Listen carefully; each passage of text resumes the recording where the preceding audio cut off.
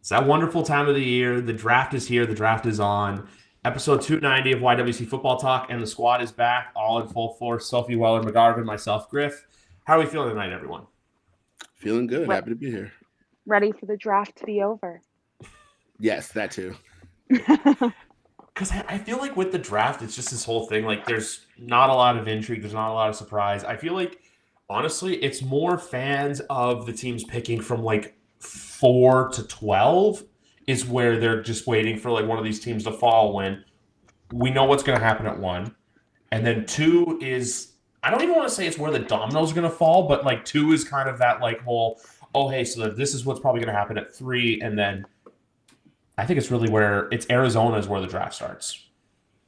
Yeah, I mean, I think the first three picks, people are fairly confident at what's going to happen. I mean, I don't know.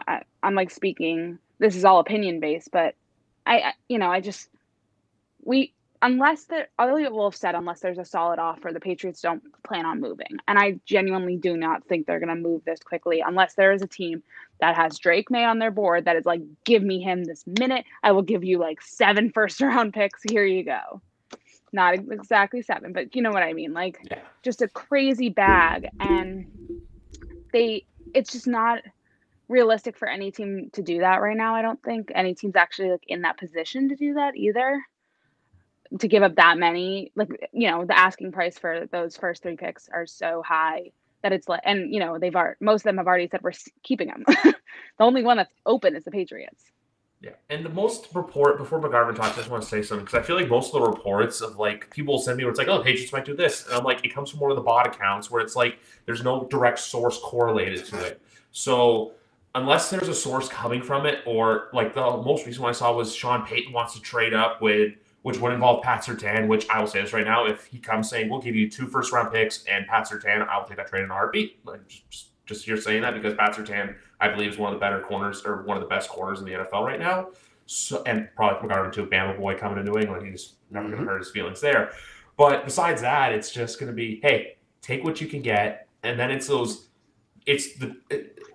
Chargers, it's the Giants, it's those are the teams that like are the real intriguing spots because they're the teams where it's like, hey, you have the Chargers who are not in win now mode, but like you got to do something for Herbert, and then the Giants who are just a dysfunctional organizational mess. So we'll have to wait. We'll really have to wait and see what happens. But I think it's just everyone trying to be like, oh, what are the Patriots going to do? What's going to go on in New England? It's just that like surprise where we're all like, okay, shut up. Let's just get to Thursday night. We're going to pick our quarterback and we're going to move on past this. Completely agree. I think really all of the smoke around, will they trade down? Will they, not trade down, stay at 3 and take like, Marvin Harrison, or maybe they'll take Joe Alt or whatever. I think that's all driven by the fact that the combine was about 2 months ago, and we needed content in between, you know what I mean? And it's tough if you're, tasked with, making a mock draft every week or, every other week, per your employer. It's tough if, you're going to do the same the same top 5 every single time. You got to get eyeballs on the screen. So it's like, all right, at that point you start testing scenarios and all that. But I have never wavered on this. I thought since the middle of the season, I still think that the Patriots will take a quarterback at 3, or at the time I was like, oh, but maybe they're picking like 7th or whatever, but we sucked. So they'll be taking a quarterback at 3. We kind of already know that's happening. And I think all of the other scenarios, about trading back or whatever, I don't think they're viable. I don't think they make a lot of sense for this team, right? People in particular, they're pointing to the Minnesota's package, right? They're like, oh, 11, 23, and a future first or future assets, add-ons, or whatever that the case is. But that's like the crux of it. Everyone's like, yes, 11, 23, go up there, get them. And I just don't love that. I think 11 is too far to fall from 3. Because at that point, you're not just giving up on, the quarterback. And everyone's like, oh, well, what are you going to do? Take the 3rd best quarterback? I personally think they're going to end up taking the 2nd best quarterback at 3. But the idea of moving out of the top 10 not only takes you out of, the top 3, very likely the top 4 quarterbacks, right? Because I think J.J. McCarthy also goes in that top 5, maybe 6 range. But you lose out on the quarterback. You lose out on the offensive tackle, right? Because by all accounts, we know Joe Alt's probably going to go in the top 10. Olu out of Penn State, he's there's a chance he also sneaks into the top 10. So, you're out of your 2 top tackles there. We know all 3 of the wide receivers are going to go, right? Marvin Harrison, Malik Neighbors, and Ramon Dunze. We know they're going to go top 10 as well. So at that point, the Patriots' 3 biggest needs are quarterback, offensive tackle, and wide receiver, in my opinion. And I'm sure many people would agree. Those are like the big ones. I think moving out of the top 10 and falling all the way to 11 just kind of takes all of that off the board. And I just don't really love that idea, because I can understand if you're like, oh, I'm not huge on the quarterbacks, trade back out of the quarterback, don't take any of the quarterbacks, fine. If that's really going to be your stance. I just don't agree with, passing on the top quarterbacks, top wide receivers, and top offensive tackles for a mid-round, first-round pick, right? And I know that there's always the talk about, what add-ons they get. What maybe you'll get the first next year, or maybe you'll get, first, the third, or whatever the case is. And I don't know. I think if you're trying to build a team, right, you go out, you get your as they say, blue chip players, right? Your core players, go out and get one. And if you have a need at quarterback, it doesn't make sense to pass on that when you're in position to take a good one. The one thing I want to say too is with this, I love how, so obviously since the 3 of us last spoke, Stephon Diggs is now out of the division, now a Houston Texan, to where someone tweeted out, it's like, everyone should follow the Houston Texan model. And I'm just like, no shit, Sherlock. Every single team in the NFL has been following that for years. Hey, get your quarterback and just take him and go, So we're, I've said this before, I love Houston and I love their players, except for this year when they played New England. I just don't like how everyone's kind of emphasizing them, where it's like this whole, no, they're the model franchise, when less than 3 years ago, they were one of the most dysfunctional organizations in the NFL. Just shows, A, how short-term memory a lot of people who cover this league are, and B, that, look, this is a year-to-year league. Anything can happen. Anything can change. That's not me saying, look, they're this or they're that, but they just basically, they hit a good hand at the poker table. That's literally what the Houston Texans did last year at the draft. And this year, I was just going to say, I don't mind all the comparisons to the Texans. I do think it can get a little outrageous. The only thing I like about it is that, one, it shows that, because I think a lot of people are down on taking a quarterback so high. I know there are some, even reporters who are like that. Yeah. I am not. I think that is a need. And I think with this quarterback class, knowing how good they are, knowing how high the expectations are, you grab them and go, similar to CJ. You just do it. And the rest can work. I'm not saying will, but can work itself out if you do it correctly. The Texans did it correctly. The other thing I like about it is, all these fans are talking about a complete rebuild. They're talking about how long this is going to take. I do think the Texans are a good example that if you get the right pieces, it is not as long as it's made out to sound. Like you said, 3 years ago, they were a complete disaster. And now, look, they made it to the playoffs and they even got a win. And that's with a quarterback such as CJ. That was impressive to see how far he took that team. So I do think it's a possibility. And I don't mind those comparisons to the Texans, because I do think it's maybe not the model franchise, but it's definitely a franchise that for teams that are looking at rookie quarterbacks, it should be a consideration. Yeah, I think the Texans model kind of skewed, right? People are looking at it like, oh yeah, they turned it around so quickly, and they didn't, right? Their rebuild started in 2021. They took Davis Mills in that draft, and that draft class. Week 5. What happened? Who carved up New England week 5 of that year? Holy cow, that game was ridiculous. Yeah. But they had Davis Mills, and that's where I start the clock on their rebuild. So everyone's like, oh yeah, they built around first, and then they got their quarterback. I'm like, no, they took their quarterback. He sucked. Right. So then they went for your rebuild. Exactly. And then so they then went out, and the next year they got some skill position players. But it wasn't really moving the needle like that anyway. It wasn't until they went out and got their quarterback that everyone's all of a sudden like, oh, look, this is such a great team. They built such a great offense. And I just think about where we were this time last year, right, with the Texans. And this is where I just like, you guys just got to think back a year prior to where you're all like, oh, they did it so fast. Going into last year's draft, they didn't have a wide receiver that anyone would even talk about, right? Because the top receiver there was Nico Collins, and at that point, he had something like 600 career yards. It wasn't anything crazy. Their best player was Dalton Schultz, who signed late into the offseason last year, coming off of the franchise tag in Dallas. And everyone's like, he's fine, but ... Robert Woods was the starting receiver for them last year, like on paper, like that was one of their starting wide receivers. So no one Going into last year, absolutely no one was like, hey, this is going to be such a good offense. Just look at it. They went out, they got their quarterback, and all of a sudden everyone's like, whoa, look at what a great team they built. And I'm like, yeah, a good quarterback will do that. They will make your team look good. Like that, duh. Like I'm gonna stitch that, and then when the Patriots draft a quarterback at 3, that's the sound I'm gonna put on my Twitter when it happens. It's gonna be McGarvin right there with the. It's just I don't get it. I think people are way overthinking the whole quarterback thing. They're like, oh, just build a good team, and I'm like, how many good teams are built without quarterbacks? It literally doesn't happen. No one without a quarterback, even if they have all of these great pieces on offense, no one without a quarterback is like, hey, that's a great team. Minnesota's a perfect example. Right now they have no. Right now it's Sam Darnold. And no one is calling them a great team. They're like, oh, they have some good players. Yeah. But I bet if they get themselves a quarterback, everyone's going to be like, oh, great offense. And I might be inclined to agree with them because I'm like, oh, they have all the pieces in place. But if you don't have a quarterback, I don't want to hear about how good you are. You're not. You have no quarterback. It's exactly the thing. It's like, who's throwing? You can get a receiver, even a tackle, but who's the tackle protecting? Who's the receiver catching the ball from? Like, exactly. I think that's like such a thing that's overlooked, that it's like, yes, we need those two pieces, but you cannot, I don't think you can truly have a well-rounded team without without a quarterback who can kind of do it, who can do it all. And, obviously we know Mac wasn't the piece in New England. I hope he goes on. I think he could go on to have a lot of success at another team, whether it be with Jacksonville or another team after Jacksonville. I think he needs a year to get back to his fundamentals, get back and just do it. I definitely see him going on, but it just wasn't here. It wasn't in New England. And with that, I think also the thing was that, he was looked at as that person after Brady for so long. Yeah. We all knew it. He was brought in to be like the next Tom Brady in New England. Meanwhile, Cam, I'm sorry, I just wanted to cut you off, so I'll make a good point. Because I feel like with Cam, it was, hey, just be a glue guy for this year, considering you were signed at the end of June. Where it was just like Cam had no pressure on him. Mac had all the pressure in the world on him. That's just what I wanted to add.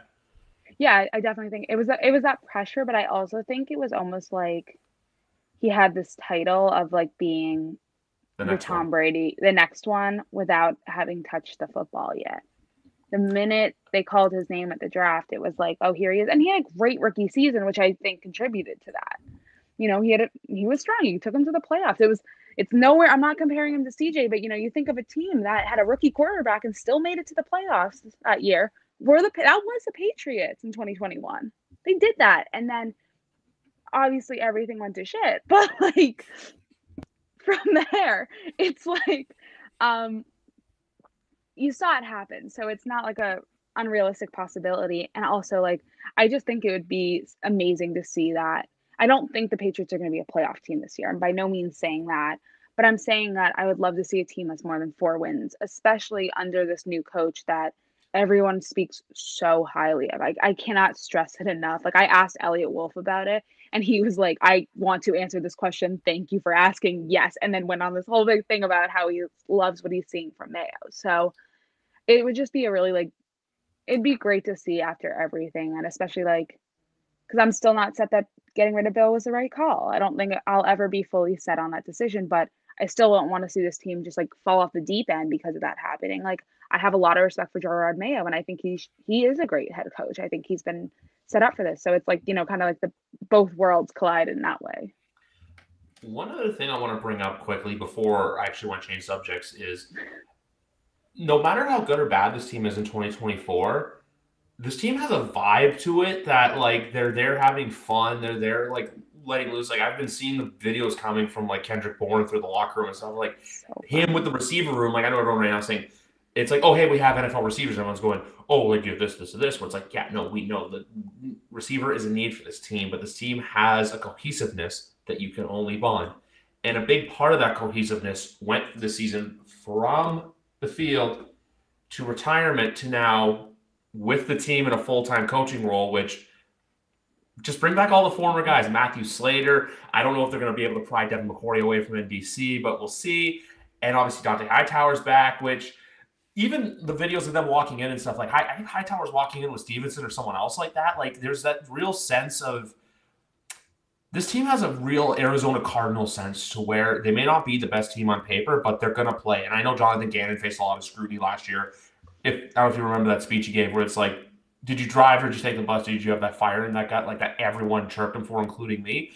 But towards the end of the year, the Arizona Cardinals, once Kyler Murray came back, they were a tough team to play against. And I can see New England being that, to where, look, Arizona went into Philadelphia week 17 of the season and they beat them handedly. So I can see a team like that this year in New England, where it's just, they may not be the best team and they may lose a lot of football games, but they're building something that towards 2025, 2026, fans can get excited for again. And also, here's the other thing too.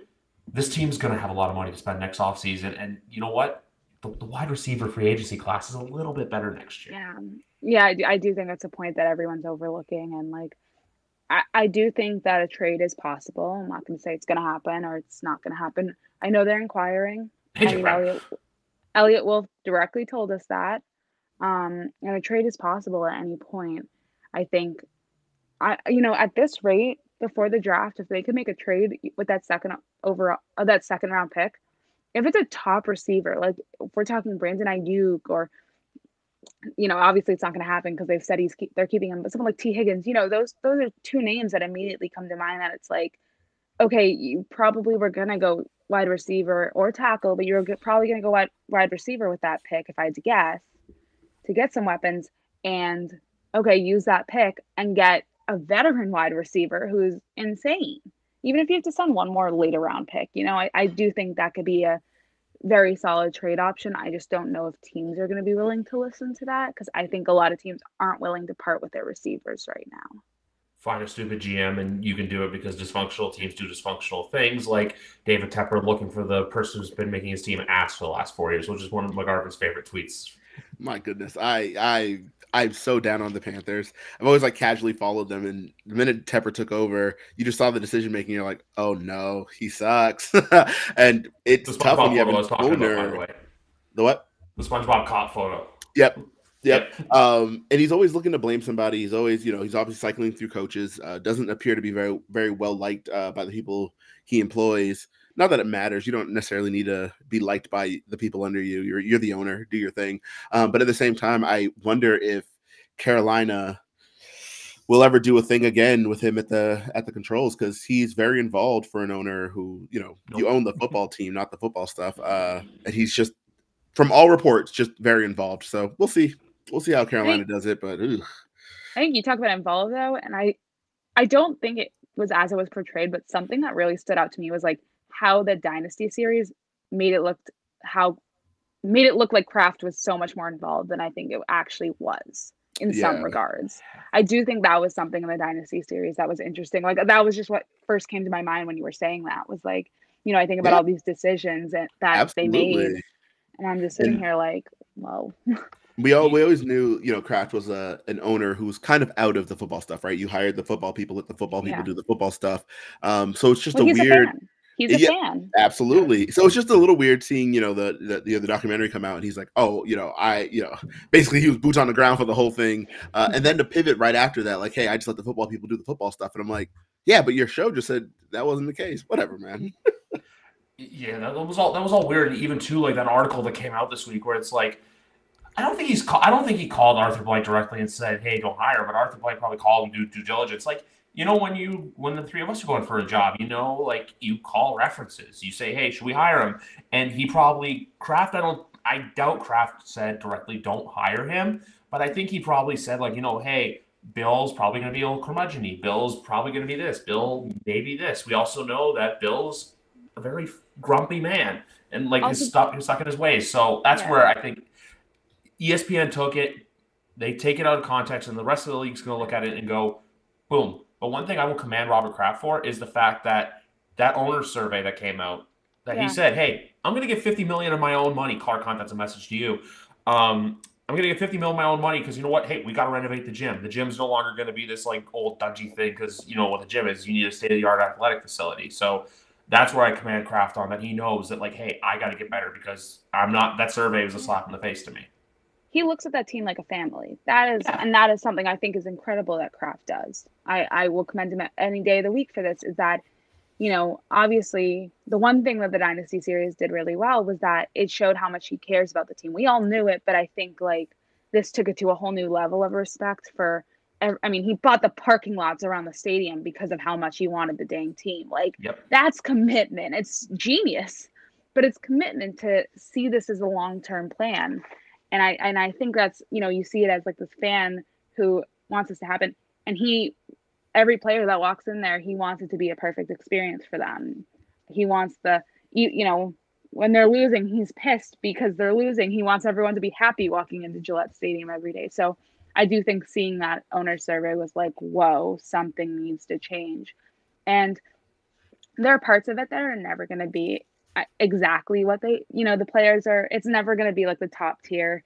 There's these expectations some players have that you just like, it's not possible for given the space of Gillette Stadium for them to fulfill. But he's going to do everything in his power to get that grade up and at least like make him happy. I mean, childcare is a big one. There's definitely going to be a change in that I'd expect next season, which there should be. I mean, that's a very smart and good thing that I like that touched upon in the survey. So it's just things like that where I do commend Kraft on his when it comes to the owner's role. I think he takes that tenfold.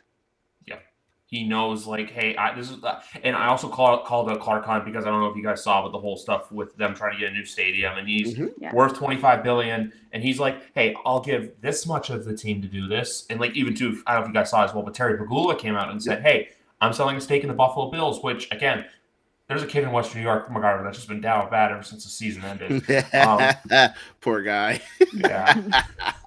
But with the Kraft stuff, like the fact that these owners, to an extent, they care about what their fans think and what the players think, it's huge. Because even, I remember, I know a lot of this stuff gets flagged, but Chris Sims said, like, because Belichick comes from that Parcells tree, and when Chris would, as a child, would go to Giants walkthroughs in the 80s, you keep him as far away from the team and that as possible because Bill Parcells is probably going to curse someone out and say some stuff. But now it's more family friendly. You got to get with the times.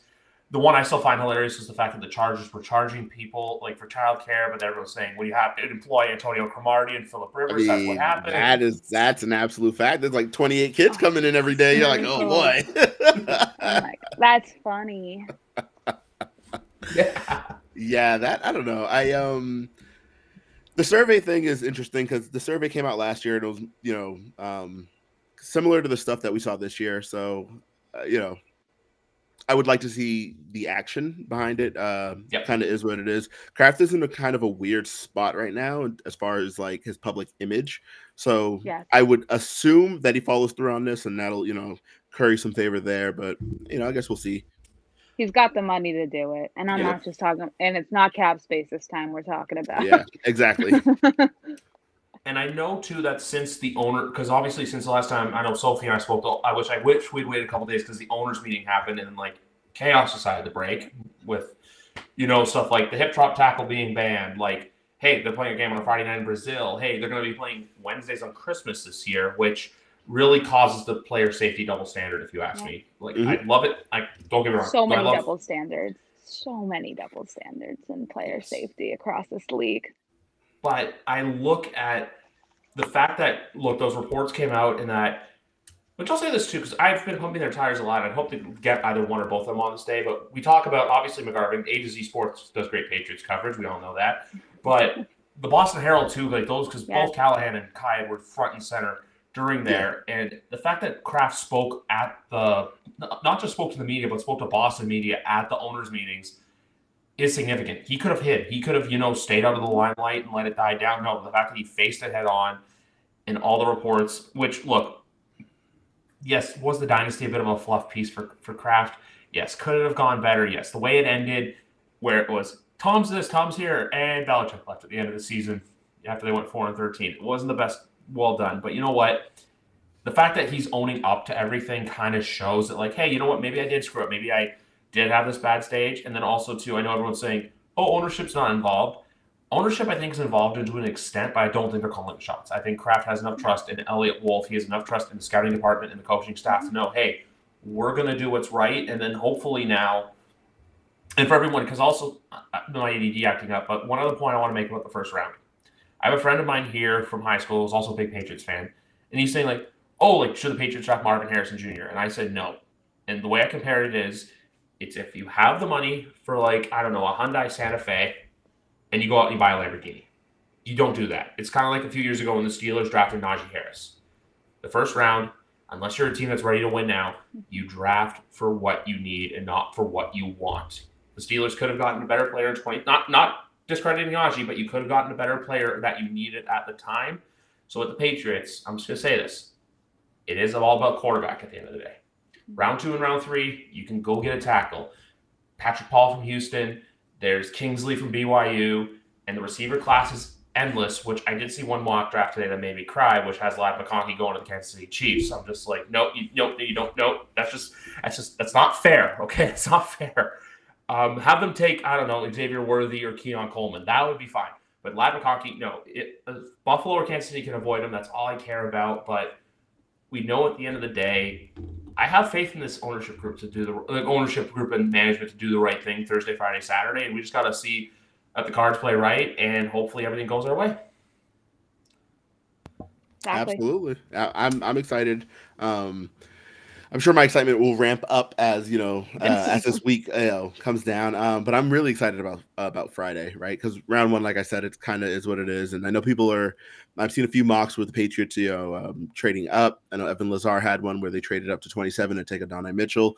I don't really see a trade up coming. If anything, I really, and I'm advocating for this. I want to trade back at 34. I think you can probably get a pretty good player in the early 40s, and you can pick up an additional, 4th round pick, and you can kind of parlay that into something more if you need to trade up in the 3rd or whatever. I've always liked that approach, right? The approach that we've known from Bill, where you kind of just like move up and down the board, don't just kind of take your picks as they come, but go out, target guys that you want, go up and get them. So I'm kind of hoping for a little bit of that. The Patriots just don't have a ton of draft capital. I think they have 8 picks overall. That's 1 in each round and 2 in the 6th or something to that effect.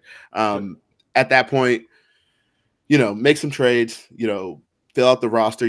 They only have like 70 something players, on their roster right now, right? So it's going to be a big, UDFA class if they only make 8 selections. So as far as I'm concerned, you move back from 34, kind of fill out the picks there, and just rebuild your young core, get a pipeline going.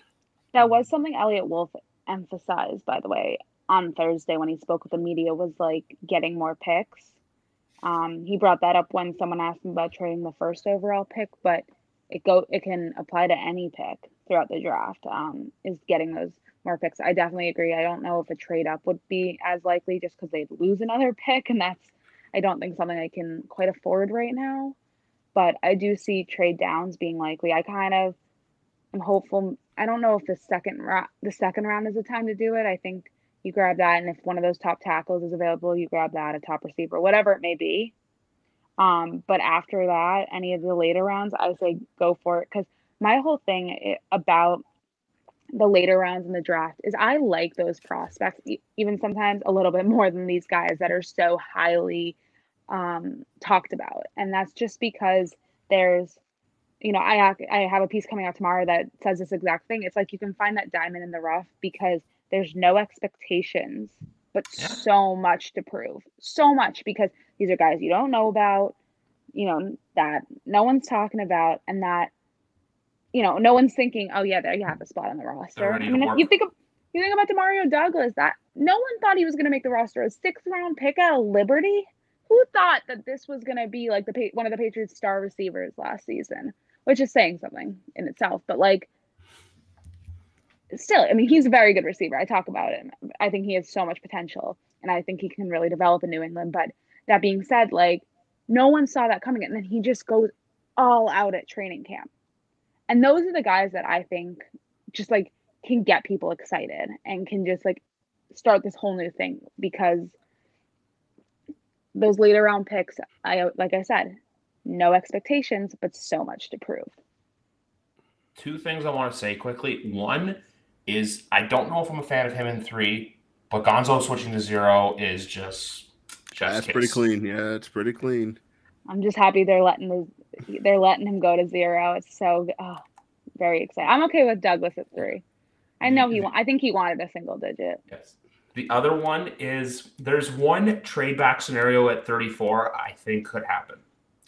And that's if for some reason Michael Penix falls on the day 2. Because I think we're going to see someone supposed to go. Well, because Michael Penix, I don't even want to say supposed to go day 1. He's kind of a wild card in all this. I feel like you're going to see Caleb, you're going to see Jaden, you're going to see Drake, you're going to see JJ. All those guys are going to go within the top 10.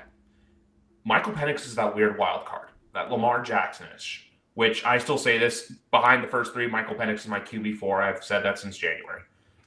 If there's a team that's in that mid-level quarterback tier, and say if Penix is still there and they're offering, I don't know, 2 seconds or even a second, a sixth, and like a third next year, that's when you take the trade. If you have a quarterback that falls, if you have an elite talent that falls from, because it's going to happen.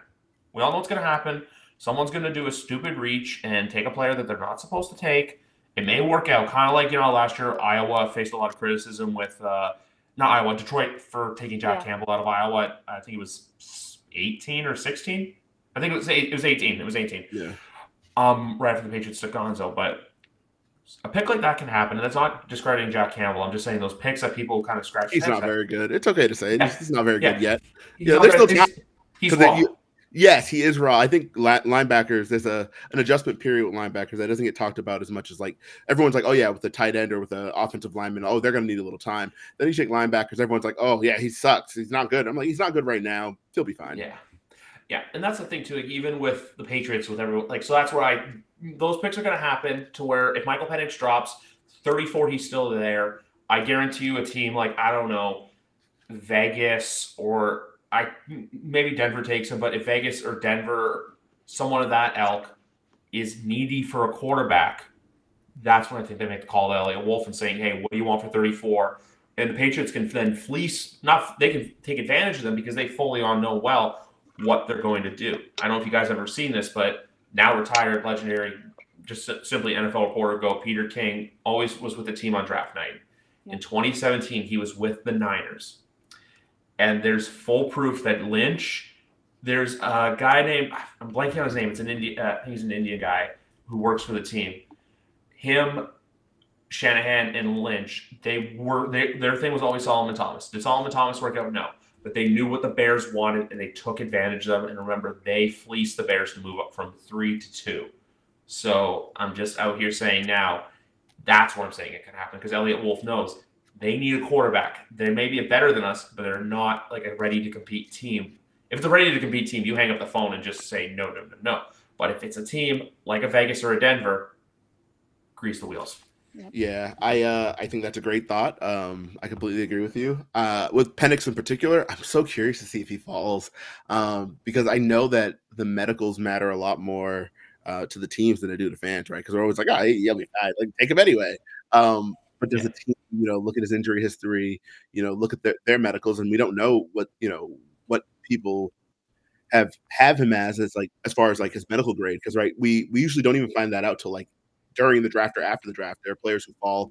That last year, Darnell Washington, the tight end out of Georgia, and people were like, "Oh, he was getting first round buzz," and then by the time the second round rolled around, still wasn't there. And it wasn't until the start of the third that Ian Rappaport dropped the report that there was concerns about his medicals. So I'm curious to see where Penix falls. But I gotta imagine if he's there at 23, Minnesota just kind of take him and go, right? Like you really ain't got much else. Like, what do you have to lose? He's your second first round pick.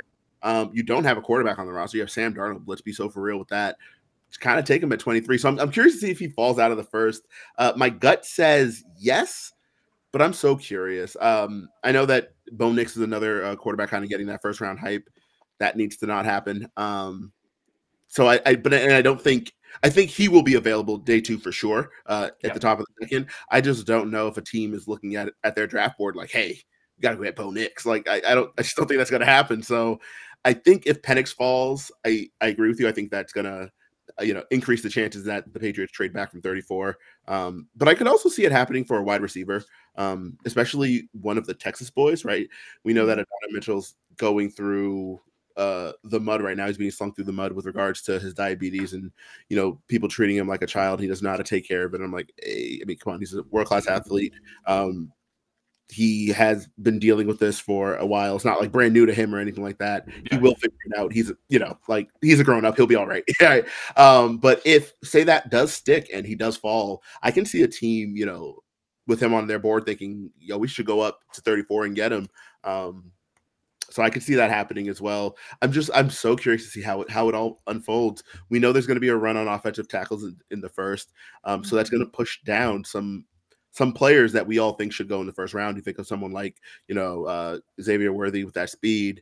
He's someone who has the best way I termed it was he has day 2 tape with first round speed, and that'll usually push you up because 4.21 is 4.21. You can't teach that.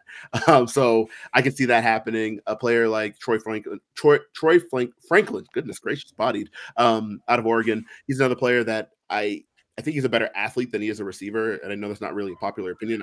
I'm not impressed with him, but he's someone I can see kind of being there at 34. Because right now, a lot of the mocks have him in that range, right? A lot of people have him at, 31, 32 to Kansas City or in that range there if they trade back. He's someone I can see being there at 34 and a team being really excited about that athletic profile and thinking we can make something happen here. So I think there will be opportunities to trade down. All this to say, I think there will be opportunities to trade down from 34. I'm just so curious to see who's there and who's really motivated. I think back to last year's draft, we had a trade. Was it start day 2 or day 3? It was like the very first pick of the day. I think it was the Friday, so I think it was a second round pick. There was a trade that happened prior to the start. For Levis or for Michael Mayer, I think. Yeah, so it's like, okay, cool. Like it's gonna happen. Like their teams are gonna see what's left at the end of the day, and I think 34 is a premium position to be there. I know 33 with Carolina there.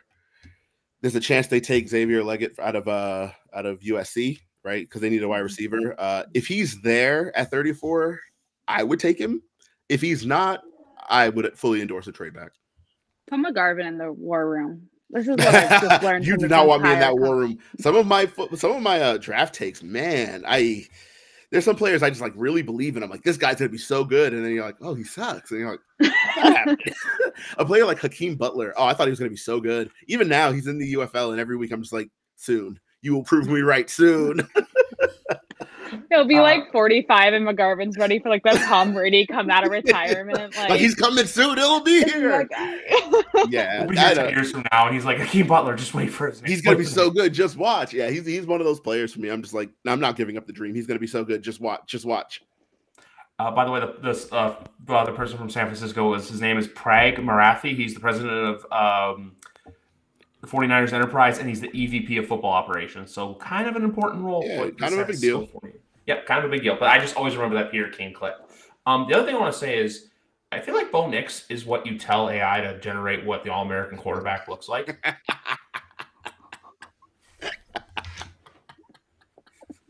That is good. He has an NPC face. Yeah. I love that. I thought of that when you said it. I'm just like, he has that look, like the spike, like the blonde spiky hair, and the big white teeth, big goofy smile. Yeah. I'm just like the guy that you think is like your prototypical like star quarterback jock. He's an asshole. He looks like someone who would play the mean quarterback in a high school movie. You know what I mean? Like that's the face he has. And I'm like, there it is. He's a Disney Channel high school. Yeah, exactly. Like stereotypical bully. He calls people nerd and like pushes them into the lockers. Slams their books down and is just like, yeah, nerd. But you know what? The other thing I want to say too is because with the Patriots so far, I just want to tie it back to them. And also, I'll say this too: the one player that is my Hakeem Butler is Ronnie Perkins. I was just waiting. He's gonna be good. It's coming. It's coming soon. It's coming soon. McGarvin, can I have a list of these players? I actually need a list of players that most of them are now in the UFL. You know, every Saturday I'm just like, yeah, he's gonna be back in the league. He's gonna be so good. Just you wait. There's 2 tweets from this week though I wanted to bring up on the show because they reminded me where I'm like, we need the draft to come. Someone decided to randomly tweet out, who's better, Jared Allen or Bruce Smith? And I'm just like, no. There's a reason Bruce Smith's the Hall of Famer, one of the greatest ever to it. And FanDuel, I don't know if you guys saw this, they decided to tweet out yesterday, if Chase Claypool is not available, who's the best Steelers receiver of all time? And I'm like, Lord. I went to That's Lynn not nice. Swan. Lynn Swan. I went to John Stallworth. I went to Hines Ward. I went to Santonio Holmes. Like there's players that I'm just like, this is where I'm like, we're at the point of the season where I don't even people can say like, oh, those are stupid things to say. You know what it is? Everyone's bored. Like we want it to be draft night. We want to see, which I don't know if you guys like this. My mom's like this with watching the draft. She just likes and I also like this with the draft more than watching the players and their styles, but watching the single mom that raised them to be the man that they are, and she gets to get all dressed up and be like, this is my moment too, because for a lot of these guys, it's a dream come true in their upbringings and stuff like that. So I like to focus on that and not ESPN, where it's, hey, you're drafted, congratulations. Here's a story about your uncle who was shot and killed in front of your eyes when you were 10 years old. I know it's a very morbid example, but I feel like ESPN likes to talk at heartstrings that way, and they've been doing it for years. But no, going back to the Patriots on this offseason so far, I know it's pissed off a lot of people, and there's a lot of people out there that have been, I'll say this, they've been fickle. There's been a lot of Patriot fans that are fickle out there. But you know what? Enjoy what you have now, because remember, and I'll say this too, and this might be a hot take, I'd rather be where the Patriots are than where the Buffalo Bills are. Because the Buffalo Bills are they're that guy that Sophie keeps telling, I just like you as a friend and not trying to get to the playoffs. That's what the Buffalo Bills are. And I only use you as the example because, guys don't friend zone girls, girls friend zone guys. I'm not trying to create biases or any gender differentiations. It's just that's how society works. But I say that because look at Buffalo this year, like last year. So all the hopes in the world, they're trying to get to a Super Bowl. What happens when they lose? Oh, hey, you're letting go of a lot of guys that people like. And now that's the thing, too. The Patriots have a number one wide receiver. You have a team with Josh Allen who's ready to go, and you don't have a wide receiver number one.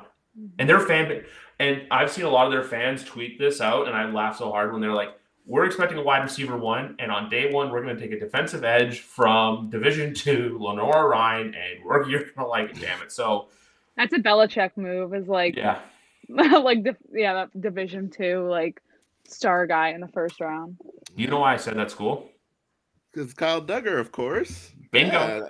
Yeah, that was interesting because that draft, he was a player that I liked coming into the draft. I was like, oh, Kyle Duggar's so good. But he went to a Division II school and no one's paying any attention to Kyle Duggar. Yeah. And so when the Patriots took him, I remember that night, everyone was so upset. The timeline was not a nice place. I was like, nope. Oh, what's wrong with Kyle Duggar? And people, were just like, oh, I don't even know who that is. And I'm like, oh, that's different. If you don't know who he is, then just say that you don't know who he is. Don't be mad at the pick because he's a great player just because you don't know who he is. And then once I remember it was a week later, all of the beat writers were just doing all their tape breakdowns. Everyone's like, hold on, this guy looks great. And I'm like, he is. It's going to be awesome. And by the end of his rookie year, everyone's like, that guy owns. I'm like, I know. You need to screenshot those and just totally blast people at the end of the season. Because going back to Gerst's point, they are fickle. They're like, I need the results right now. I need it all. Guy needs to be amazing now. And I'm like, or it needs to be a guy I've heard of. And it especially bothers me the whole oh, I don't even know who that is thing. Because I hate when people are like, oh, I don't know who that is. But they say that about literally every player. Because I'm like, wait, well, do you watch college football? Yeah. Oh, no, I only watch the NFL. Of course you don't know who he is. Then. What do you mean? Irritating. The one thing I'll say, too, is I know Belichick gets criticized for a lot of his drafting. He low-key cooked in that draft. When you go back and look at it. The 2020 year, yeah. 2020 was a good year. Kyle Duggar, exciting extension. Josh Uche, probably the team-friendliest deal I've ever seen in my life. Yeah, he got ripped off. That was crazy. I really liked Penny Jennings as well. Did he get ripped off? Because I feel like he could have gone somewhere else for more. So there has to be more to the story. That's where I'm like, oh, there's no way. There had to have been more out there, but maybe he just really, really wanted to be here. I think there has to be David Andrews 2 years ago. Yeah, we got David Andrews negotiations from 21. Yeah, I think it's the same thing. Yeah, it's like Kraft also. I'm guessing there's some calls from Kraft involved. It's not just coming from. It's the same thing where it's a family to him that he's like, I don't want to lose you. Yeah. And the fact, too, that this year, and also, look, everyone who's pissed off. I love how Elliot Wolf's doing what Elliot Wolf's always done, and everyone right away is, you need to go get, because that's the thing with the whole fickle point that I wanted to make earlier, is the whole how everyone now is like, you need to go get players from outside the organization. You're just re-signing people here. So how true is this new way? And it's just they're re-signing the players that they trust to carry on this aura and create an aura within the organization. There's a reason why Hunter Henry was brought back. I know that was one that could have gone either way. Alex Barth really had me on the wires where I was like, okay, we're losing him when they re-signed him. Cool. Kendrick Bourne, cool. Yeah. Michael Wenu, coughed up the cash, cool. Which you needed to do. There has not been one signing that the Patriots have like brought back, like in terms of the players that they made an emphasis to bring back, that I think I'm like, that I was upset about. I think everyone I looked at and saw and was like, that was a good decision to bring back. Yeah. Like, and Jalen Mills knew was gone. Thanks, Sophie, for that one. Yeah. I mean, well, his reasoning made a lot of sense. He said, he left because he thought he was still a starter and he wanted to go somewhere where he could start. And I kind of agree with him. He played really well last year. I know that he's such an easy punching bag and people love to clown on him for a lot of things that aren't necessarily true anymore. But one of them is they're like, oh yeah, he's not good in coverage. And I'm like, oh, you just didn't watch him last year. He cooked. He was a good player. So I'm glad he went to somewhere where he can actually play. Because here it's tough because you're just not cracking that safety rotation. And if you're looking to get Marte Mapu more snaps, someone has to sit. And at this point, it simply has to be Jalen Mills. So that makes sense. Exactly. And I think you have like an insane safety on that roster that there's no way you're sitting him. Exactly. You're like, we just got to play everybody. I think the thing with that whole, like, people being upset about re-signings, it didn't make sense to me because I'm like, well, they're not adding anyone, right? They're not like bringing in any free agents. They kind of took the free agency off because they brought in your boy. They did bring in my guy, KJ Osborne, number 2. They did, Told you, McGarvin's in the war room. I told you. Like I'm in their ears. I'm just hey guys, bring him in. But I think that people are like, oh, they should bring in other people. If we see that their free agency plan doesn't include a lot of external free agents because they're trying to rebuild through the draft right now, they think the roster is kind of bottomed out. And when a roster bottoms out, you build through the draft, not through free agency. I think if that's your plan, then it makes sense that all of your big moves are re-signings because you want to establish a culture like, hey, you come here, you play well, we'll reward you financially or, with some long-term security.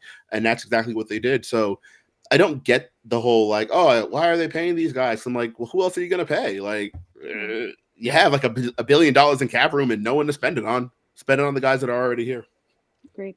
And next year, there's only 3, maybe I don't know one. No, that's the year after. There are only 3 contracts next year that I look at already to where they're not must extends, but like they should extend them.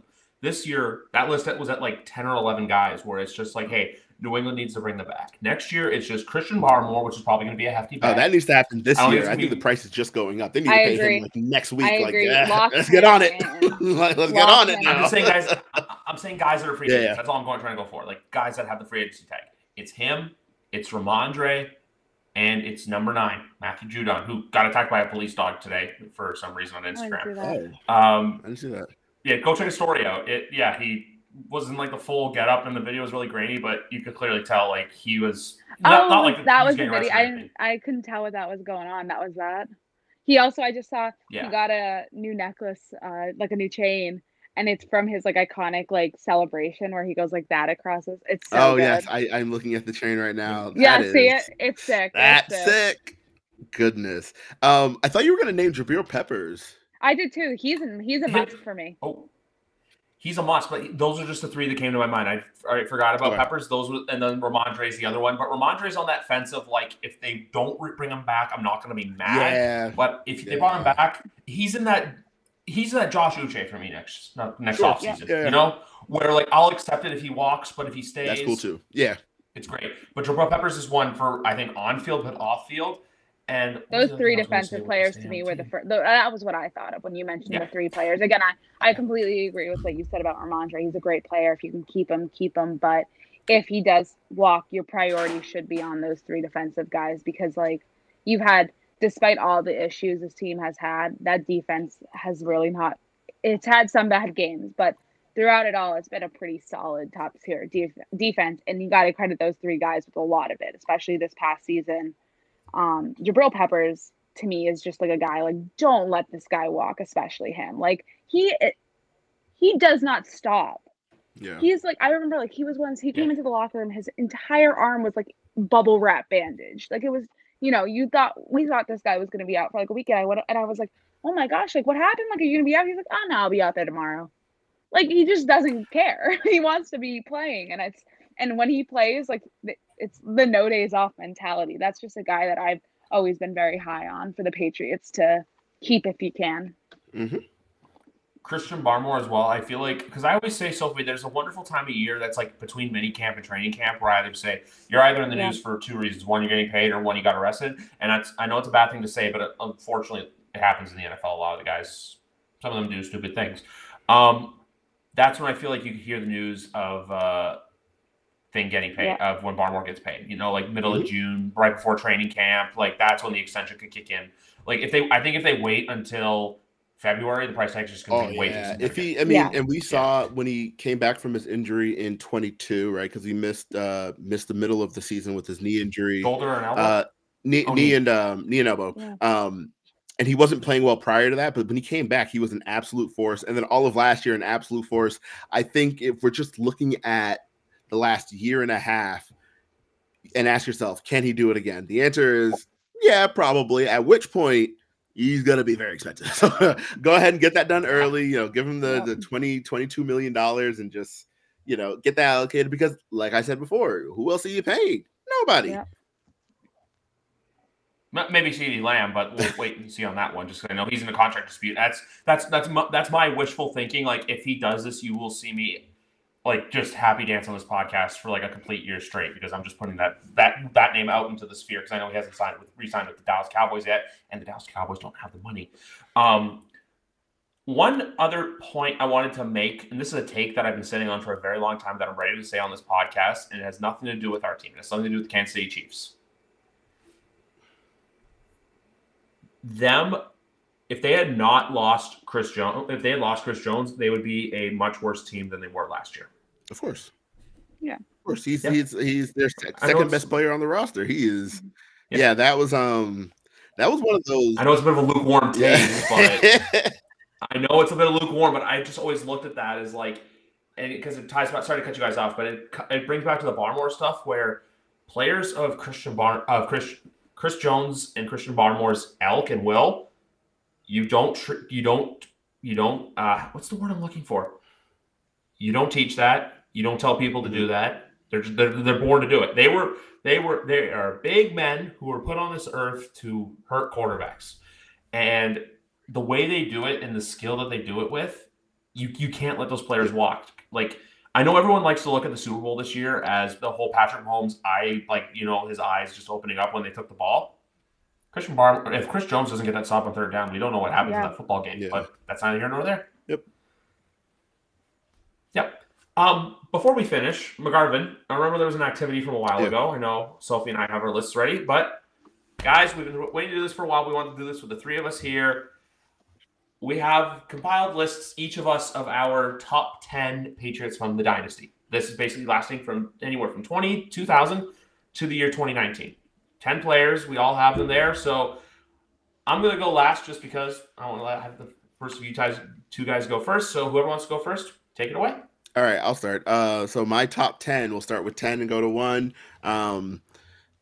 Start number 10, I got Julian Edelman. I think he really keyed the second act of the dynasty, right? Going from someone who was signed to a 1-year, like $800,000 deal as an afterthought in 2013 or 2012 heading into 2013 to giving the performance that he did in a year where Amendola was supposed to, Welker walked, Amendola was supposed to replace him. Amendola pulled his groin. It was just a tough year and Edelman really stepped up. And I think from 13 straight through up until 2020, he was your most reliable receiver. I know that Wes Welker had a better career than he did, especially statistically. But Wes Welker kind of pisses me off, like personally. So fuck him. Edelman takes the number 10. Number 9, I got Ty Law, but you can actually kind of put him or Stephon Gilmore there. I think whoever the best cornerback was on the team can take that slot. I put Ty Law because of the impact he had at the early start of the dynasty, but I really didn't watch, at that point, right, when he was doing what he was doing, I was like 9 or 10. You know what I mean? Like it. We were children. Yeah, so I was like, I didn't really get to watch him like that as far as like in the moment. So that's why I put Stephon Gilmore because he was that guy for me. Darrelle Revis could go there, but it was only 1 year. Great year, but yeah. Number 8, I got Matthew Slater. Obviously, self-explanatory. Oh, yeah. Number 7, we got Willie McGinnis. He was a pass rushing monster, and he was a player that even when I was younger, I knew I was like, oh, that guy's very good. like he's getting it done over there. So real big on Willie McGinnis. Above that, we got Teddy Bruschi. He was the first jersey I ever owned, right? Number 54. Just a really great all-around player. Also, in 6th grade, he came to my elementary school and he talked about, about his was it 6th grade? Yes, it was 6th grade where he talked about the stroke and kind of being out and kind of, getting back to it. So that was cool seeing him in person. That was sick. Honorable mention, Joe Andruzzi, he gave the commencement speech at my college graduation, so that was cool. But he was just who he was. In my top 5, I got Vince Wilfork, right? Big man, really, really light on his feet. I just, man, and he was so soft spoken off the field that I was like, this guy, this is someone who I wish he was my dad. You know what I mean? Like, and I just love big football players because I'm a big man myself. So like, fat guys getting it done. I'm like, I'm rooting for that guy. And then my top, the top 4 kind of gets kind of obvious from there. I got Gronk at 4. I would have had him higher, except like he missed the Super Bowl in 16 and the offense looks just fine. I know that, I know the impact of player that he was and the impact of personality he had. But I also just I've always been more defense than offense. So 4 is probably as high as we can go with a offensive player not named Tom Brady. Spoiler alert. Number 3, we got Devin McCourty. I love Devin McCourty. I've always loved Devin McCourty after 2011. 2011 though, he was on my shit list. All those interferences when he was still playing corner, holy shit! Every time I'm like, get this guy off the field. But I don't know what I'm talking about. So I was like, oh, cool. Transition to safety, really good. And he's another player who, when I think of the Patriots dynasty, when you think of the second act, I think Tom Brady, Dante Hightower, Devin McCourty. That's the core that I think of. Number 2, I got Tom Brady. I know, right? Everyone kind of, you expect Tom to be number 1. But like I said earlier, I'm more defense than offense, and he's obviously Tom Brady. He would have went number 1, except that I kind of figured everyone else would have him at number 1, so we put him at number 2. Number 1 is Dante Hightower, my favorite football player of all time. Number 54, that is my guy, and now he is my linebackers coach, so sick. You know what? I really like your list. Like, it's a little different than mine, but like for the most part, like everyone you got on there is just were solid contributors that when you think of Patriots dynasty right away, you're like, yep, those are the guys. Those are the individuals that we look at towards this the whole era of the dynasty. Yeah, Randy Moss was someone who I wanted to add on mine. He just wasn't here long enough, I think, to justify it, but he is the best receiver I ever watched in my lifetime. I know everyone will say Jerry Rice, but I'm only 31. I've literally not watched Jerry Rice play football. So outside of like obviously going back to the games, but like I didn't get to watch him when he was him. So I'm gonna go with the guy I did get to watch when he was him, and that's Randy Moss. Miss Weller, what do you got? Hold on, I had a muted mic situation. I didn't mute it, so I don't know how that happens. No, so for my first 2, I'm going to go from the bottom up 2. I did it a little differently, I'll be honest, where I did this based on both player overall but also how they were during the dynasty like series. I also rated how they like spoke during that a little bit. So for 10, I have Ted Nugent, just because of the Tom Brady stories we got, because I freaking loved those. Those are incredible. 9, similar, is Lawyer Malloy, for the sole reason that the one story of Bill Belichick that will forever live in my brain from the series was when Bill gave Lawyer his room during, which it was one of the Super Bowls. New Orleans. In New Orleans, and Lawyer's like, guys, look at all this, and Bill's like in a tiny little room somewhere down the hall, whereas like Lawyer has the whole coach's room.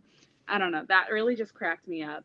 I too put Hightower on my list. He was 8 for me. I think he's a great player. I'm a little more offensive minded. That's just how I've always been when it comes to football, so it will probably show. Matthew Slater is probably my all-time favorite Patriot, just from someone who embodies everything you want in a football player on and off the field, and just a person. He was 7 for me. I have Teddy Bruschi at 6. Insane player. Willie McGinnis at 5. Again, it's a very similar list to McGarvin's, I'm going to be honest, except for my bottom 2. Because this is when I started actually getting into more like the football play, but I had to give those 2 their honorable mentions for the insane stories they told, because that was like one of the saving graces of this series, because I didn't like it overall. 4, Vince Wilfork. Absolutely love that guy too. I always think back to one of the Super Bowls when it was Gerard Mayo's daughter who was at media day walking around with a microphone and going up to all the players. And she saw Vince and goes, "Uncle Vince!" and like runs up to him. And it's like this guy who I just love that video. Vince Wilfork, another top Patriot in my opinion. I have Devin McCourty at 3. Mm-hmm. Also a guy that, similar to, I think like Slater is more of like this guy off the field that you see. And I think everything Slater does was amazing. But when you look at on the field, McCourty was more of the on the field presence in terms of just an absolute menace. Rob Gronkowski at number 2. Again, I don't think there's a better tight end in the league, at least from when I've been watching. Mm-hmm. That's a blocking tight end too. And I think a lot of tight ends like just don't do that anymore. They're just like, ooh, go down the field and just like body everyone out. But like, I felt like Gronk could do a little bit more than just that. Whereas he could also make these insane catches that you're like, there are 7 guys around you. How did you end up with the ball? And number 1, we can all guess who it is. It's the same way. I would even put Bill and Brady tied actually for number 1 for me. I think without either of those guys, you don't win 6 Super Bowls. And I will die on that hill because I know it's a very big debate of whether that happens. And I think you take either one out of the equation, you're not winning. Nope. Yep. You know, I think there's some that I look at and I was like, that was an offensive game. Obviously, offense hasn't always been Bill's strong suit, but then the one that always comes to my mind is like that last Super Bowl that they won. That wasn't Brady. Like that was Bill. Brady got them that touchdown, whatever. That was Bill. Who holds the Rams to 3 points in the biggest game of the year? Bill Belichick. And you're going to tell me this guy doesn't have a coaching job this year? Like, are you kidding me? Go watch that damn film. Like, I'm going to get so mad about it because it's like, it drives me crazy. This is an insane coach who's literally sitting on his ass at home with all this expertise. Like on the Pat McAfee show. That's where he is this year. That is not where he should be. No. Before I get into mine, with Sophie, great list, by the way. Before I get into mine, the honorable mention I want to give is Rodney Harrison.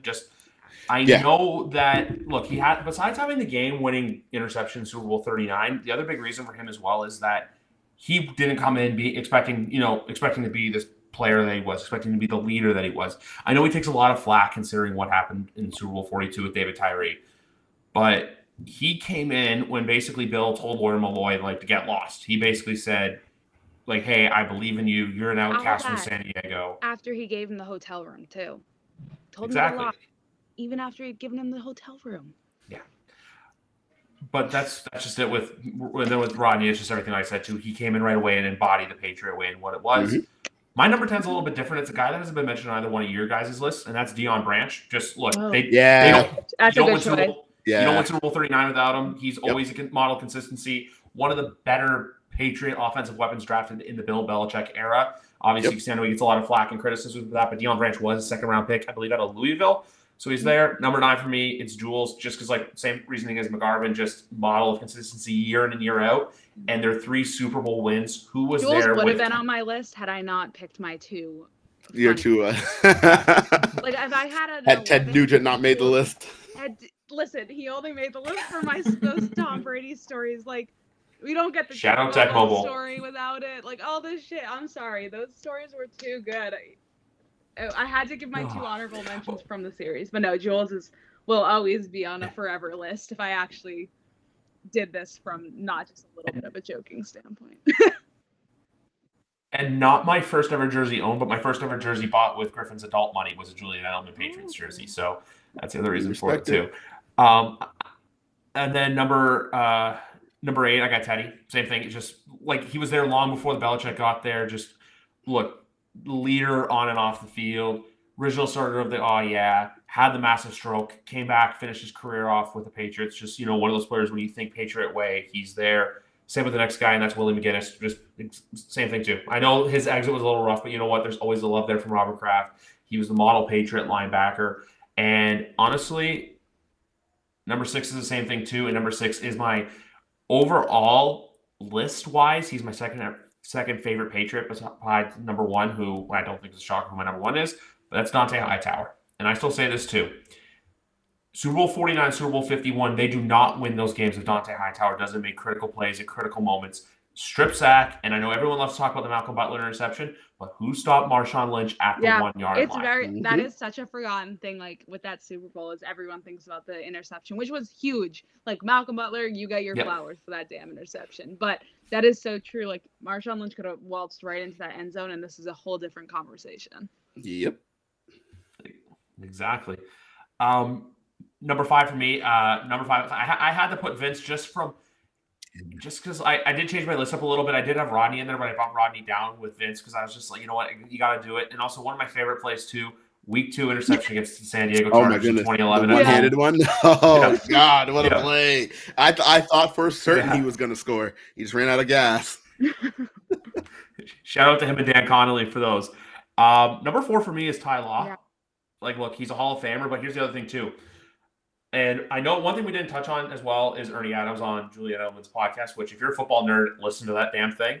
When I saw the little teaser that it was for Ernie, like I was going back and forth with the games with names account because I was like, you did not bring Ernie Adams on your podcast. Like, you might have a heart attack. You did not do this to me. But with Ty Law, though, because like the one line that always stands out to me from Ernie Adams in the Dynasty was, "Oh, we played to win the game because we knew we weren't going to win in overtime."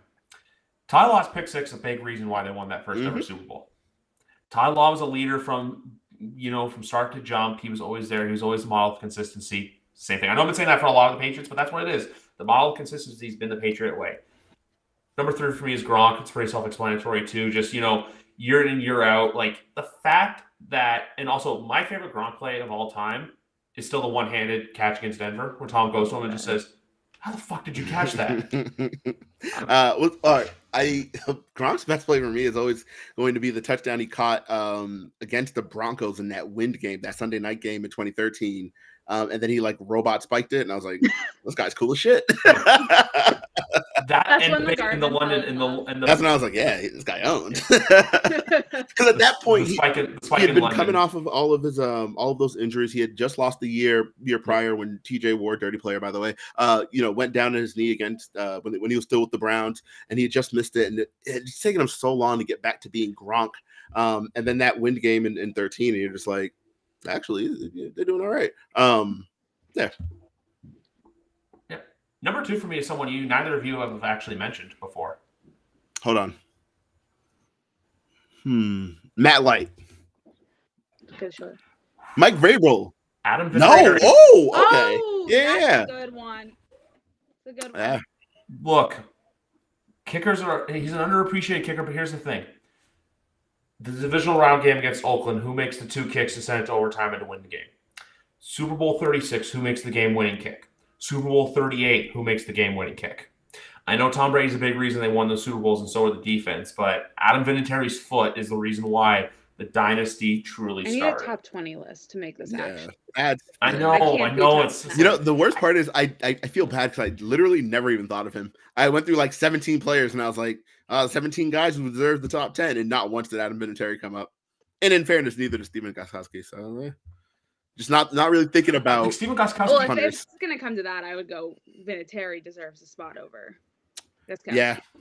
Yeah.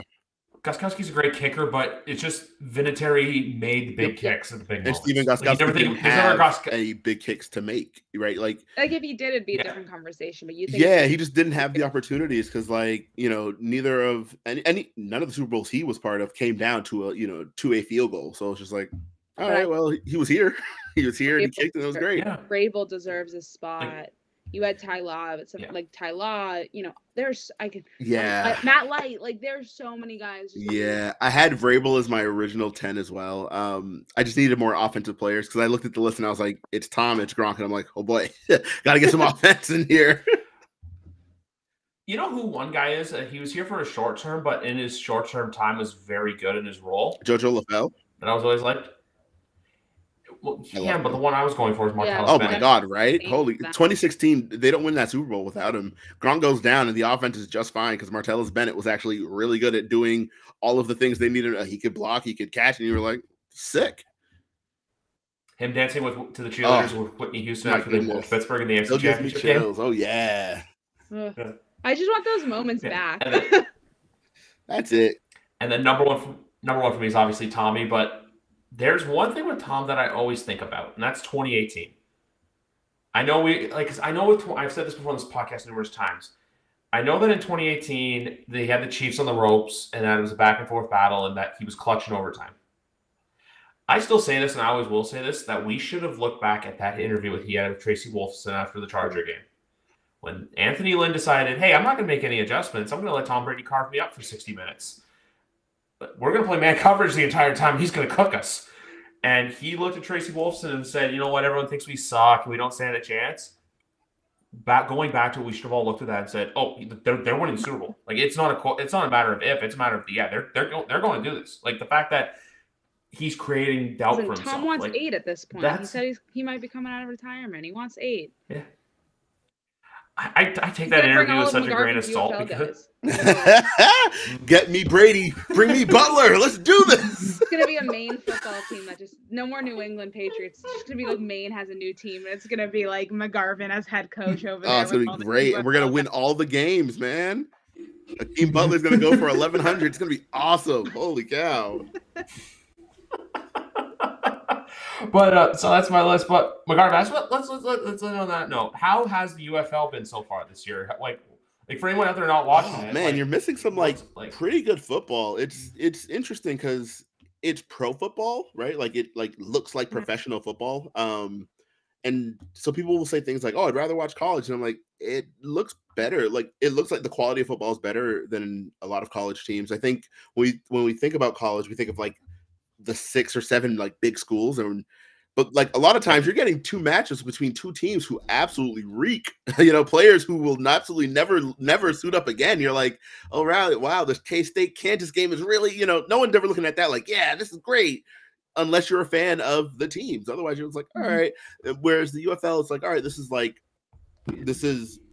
professional quality football. It's obviously a step below the NFL, but you're looking at guys and you're like, I don't know. I kind of think that guy can play, or I think that guy, like, he'll probably be in camp this year. He might be able to do something. And this year, my Birmingham Stallions are undefeated. This is nothing new to us. It's what we do. My DC Defenders are 2-2. They have had a tough schedule. They lost to Birmingham this past weekend, 18-20. It's, there are 4 good teams. So there are 8 teams in the league. I think 4 of them are like pretty good. With San Antonio, head coached by Wade Phillips. He has them ready to play. They're playing good football. So I'm excited. There's still 6 games to go heading in. So if you haven't tuned in, check it out. Saturday at like 1:00. You're not doing anything anyway. Tune in. And then in a month's time, you got my football coming back with the CFL, where I put my Salty Weller hat on to go cover the Toronto Argonauts. One thing I'm going to say before we wrap up to everyone, enjoy the draft. Don't be fickle about it. Just, welcome the players with open arms. You have time to judge them. Wait till year 3.